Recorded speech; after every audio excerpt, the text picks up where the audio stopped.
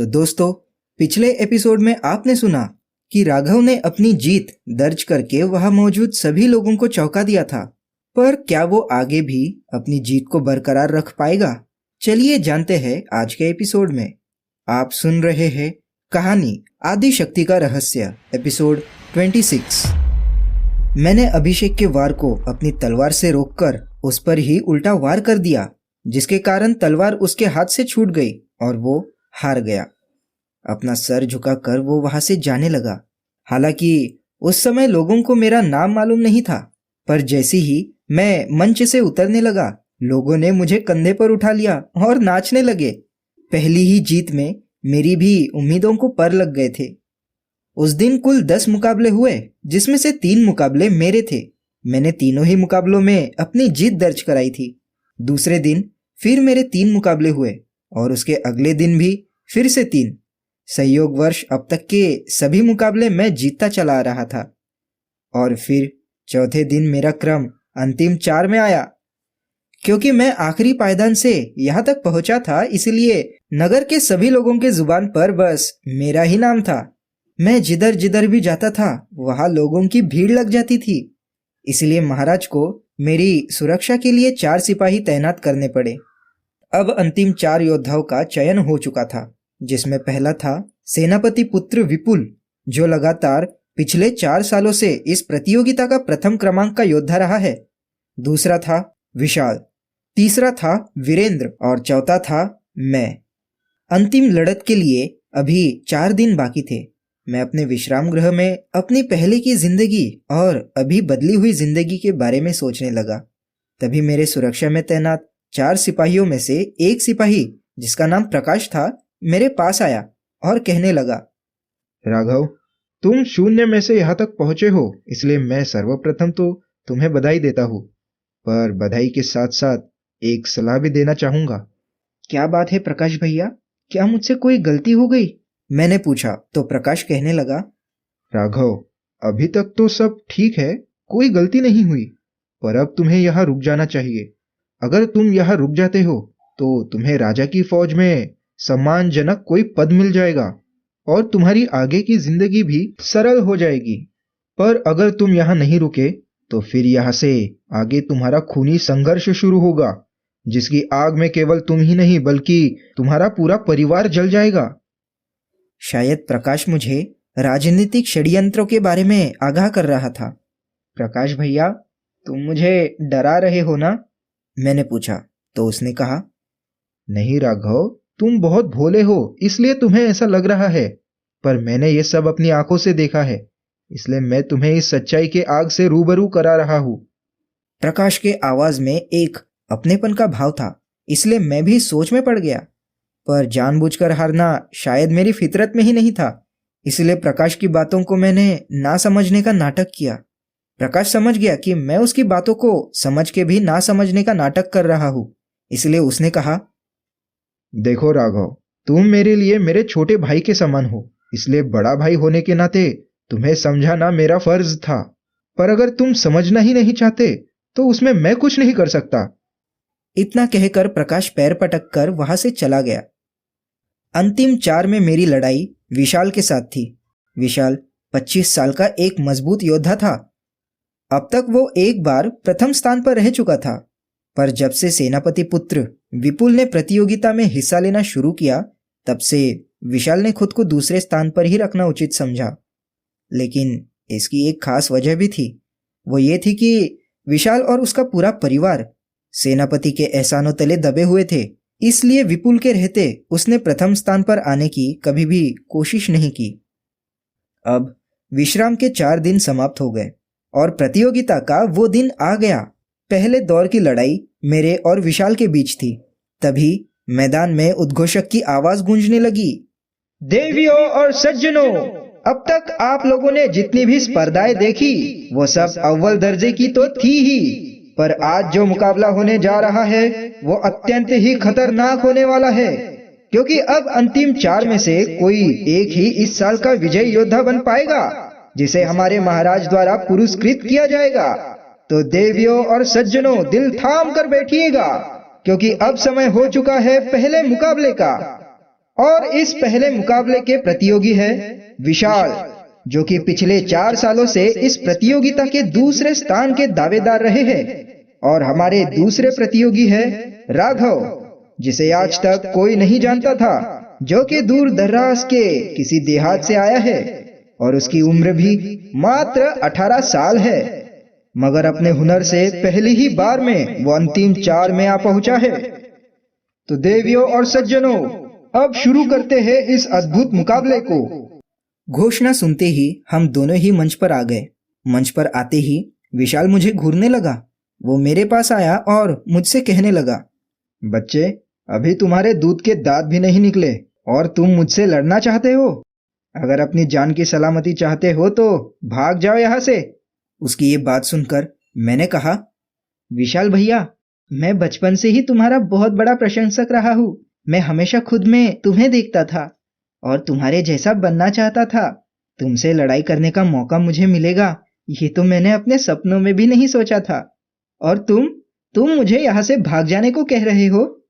विशाल भैया, तुम्हारे सामने जीतने की उम्मीद तो मुझे बिल्कुल नहीं है, पर अगर तुम्हारे हाथों से हार भी जाता हूँ तो वो भी मेरे लिए मेरी जीत ही होगी।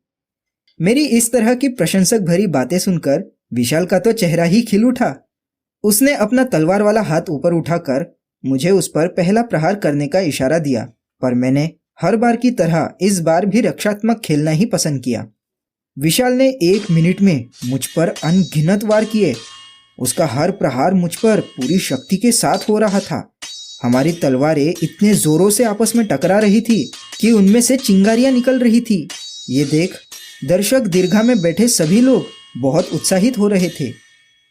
उनमें से आधे लोग विशाल का नाम ले रहे थे तो आधे लोग मेरा।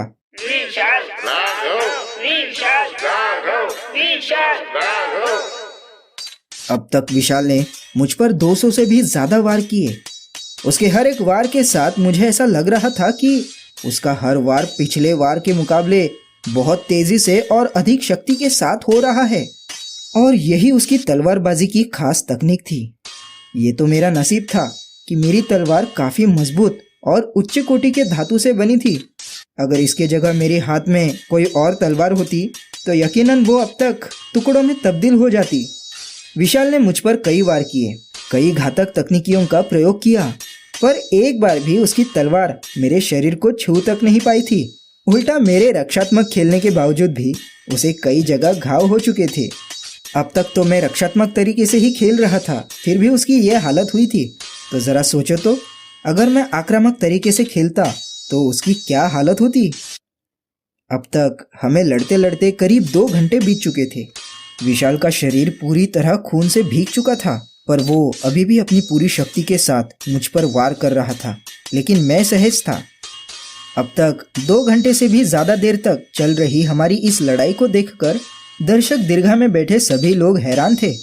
विशाल को खून से सना देखकर एक व्यक्ति बोला, अरे बाप रे, अरे भाई, यह लड़का तो विशाल पर भी भारी पड़ रहा है। तभी उसके पास बैठे दूसरे व्यक्ति ने कहा, अरे भाई, इसका नाम राघव है। अब तक जितनी भी प्रतियोगिता हुई है उन सभी में वो अव्वल रहा है। तभी पहले व्यक्ति ने कहा, अरे बाप रे, अद्भुत, मैंने इसके जैसा तलवारबाज अपनी पूरी जिंदगी में कभी नहीं देखा। इसकी क्षमता तो अद्भुत है।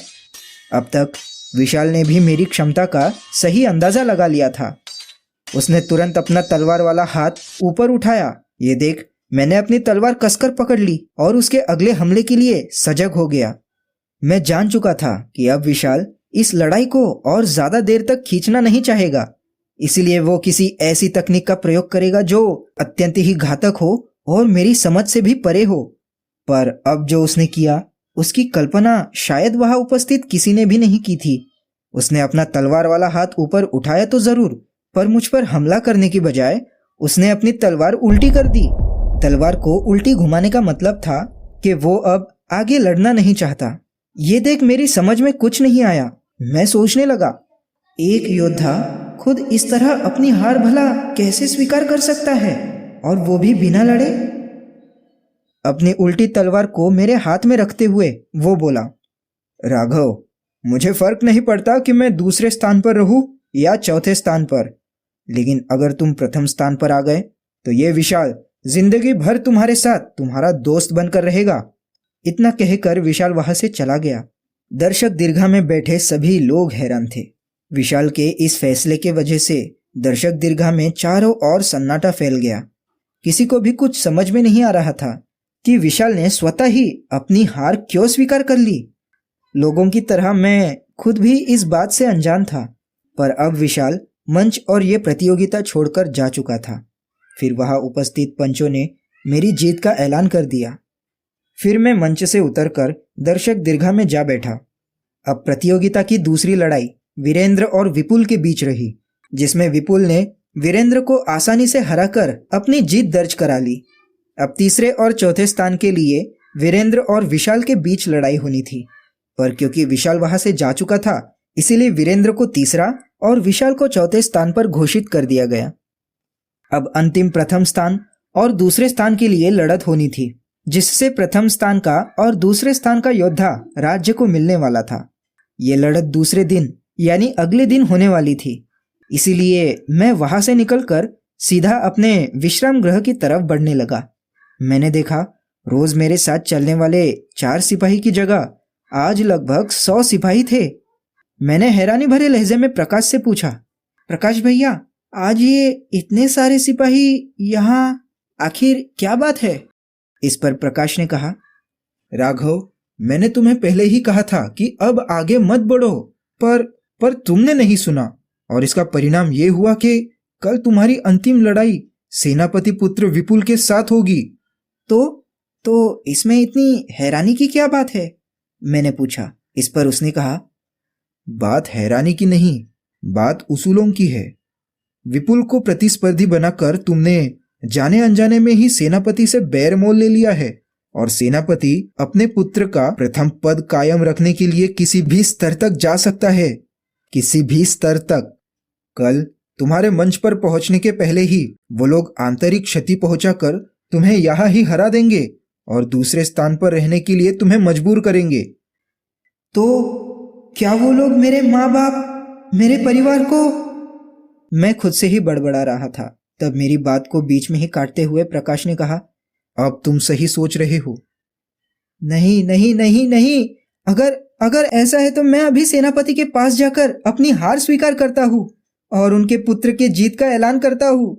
मुझे यूं इस तरह अपने परिवार के चिता पर से होकर उस प्रथम स्थान पर नहीं पहुंचना है।